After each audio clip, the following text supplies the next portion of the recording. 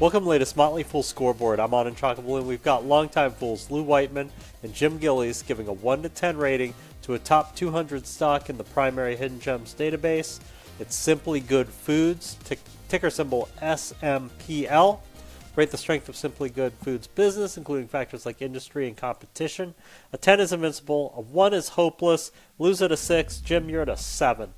I am. I want to call out here. I've recommended this company in 2023. I have been spectacularly wrong since I did so. So that, take what I say now with a grain of salt. But this is a company with 3 brands in the nutritional snacking space. That would be Quest, plant-based protein shake company, Only What You Need, and former fad diet, Atkins. They pivoted Atkins from that quack diet, like I said, to more nutritional snacking with a focus and emphasis on protein and low carbs. They acquired Quest in 2019. Atkins basically was the only brand they had when they went public via SPAC in 2017. They acquired Quest in 2019, acquired Only What You Need in 2024. The latter 2 brands are going great guns. They're 75% of the sales now. Only What You Need was a really well-timed diversifying acquisition in light of the fact that Atkins has kind of hit a bit of a speed bump. And, that's where the company is going to be putting its focus, is writing the Atkins brand. So since Jim's being honest, I will too. I've been wrong on this one with you. Okay, I'm on this boat too. And so maybe my score is a little bitter, but look, this is a collection of somewhat outdated brands, maybe with their best days behind them, but they are well-known revenue-producing brands that you can do things with. I like the deal for OWYN. I think that makes sense, to be honest. I like this company still a lot better than the market does, but we've seen margin pressure due to input prices. We've seen other issues like this. And again, these are arguably no longer must-have in any economic environment type brands. So I'm at a tepid endorsement, a 6. All right. For management, a 10 is Warren Buffett, a 1 is Homer Simpson. Once again, Lou's at a 6. Jim, you're at a 7. Yeah, so I actually really like the management group. I mentioned they came out of a SPAC. And you look at the sponsors of the SPAC and then who they acquired and who they chose to put in the various C-suite spaces.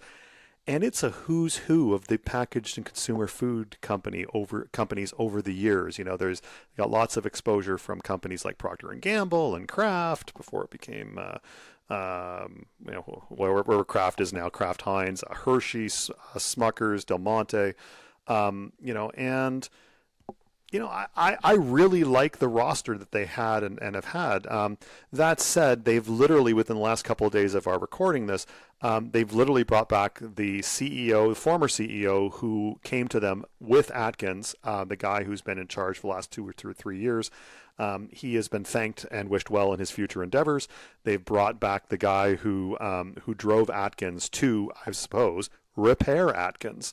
And he's successfully pivoted the brand before, and I'm looking forward to seeing if he can do it again. Yeah, I'm at a 6 now. I hope it's higher in 6 months. Like Jim says, I think I'm happy with the CEO change, but I can't reward chaos. And bringing back someone who retired is a pretty clear sign that things are not going the way maybe you hoped it would have a few years ago. So I'm at a 6 here. I'm hoping it goes higher. I think they have an opportunity to prove me wrong, but until we actually see results, it's kind of a wait-and-see score for me, even though he does have a track record. For financials, a 10 is a fortress, a 1 is yikes, Lou's at a 5, and Jim does him one better once again at a 6. I mean, I don't know if that's better, but sure. Revenue growth has been a bit struggle last few quarters, and again, it's the A word, it's Atkins. Margins are down most recent quarter. I think the gross margins fell 500 or 600 basis points. Again, you can thank Atkins for that performance, as I guess they're clearing out the SKUs they're not going to offer anymore. That said, this is a cash cow. Its cash generation has been pretty good. They bought Only What You Need was all debt finance, debt, and they had some cash in the balance sheet. And that's nice because when you clear the debt from that, whatever gains you get go all to the equity holders, and they've repaid all the debt with that acquisition, and they paid it in, I think, 5 or 6 quarters. And with the stock going from 40 a couple years ago back to, it was sub 20 for couple weeks there, a few months ago. They're slightly over 20 now. They're using their freed up liquidity now to aggressively buy back their own shares. They reduced their shares outstanding in the most recent quarter by nearly 8%. So I like that. It looks like management has an idea of what they think their stock is worth, and they are piling in hard at this level. So since we're talking about 20-year-old brands or whatever, I'm going to bring up the X-Files and say, I want to believe. I'm going to put up that poster. I want to believe. Jim's right. This is largely an Atkins story. The larger brands in the portfolio were actually growing at almost double-digit rates, but they have to get that under control. The other thing is input prices. There's only so much a company can do with pricing, especially, again, if the consumer's under pressure, and these might not be must-have brands. So at least in the near term, I think there's just some things out of their control, but things are going in the right direction. I want to believe. I'm at a 5 here. Check back with me in 6 months. All right, Lou, let's do valuation. How well will Simply Good Foods stock do over the next 5 years, and how safe is it? 10's a sure thing, 1's a lottery ticket. So again, I want to believe. I'm going market beating. I'm going 10 to 15%. The hope here is that with management shakeup, they can stabilize Atkins, let them focus on the growth where growth exists, and perhaps find other targets like OWYN, which make a lot of sense. If not, they should be able to buy back a lot of shares.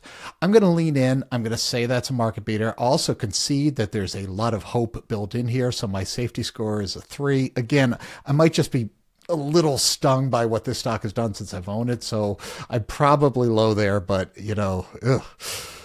Yeah, I am at a 10 to 15% return annualized from here. Again, I'm going to point out I've been spectacularly wrong so far. So, but that opinion is largely driven by being spectacularly wrong, by the beatdown of the stock over the last 2.5 to 3 years. We've seen valuation go from 3.5 times sales to 1.5.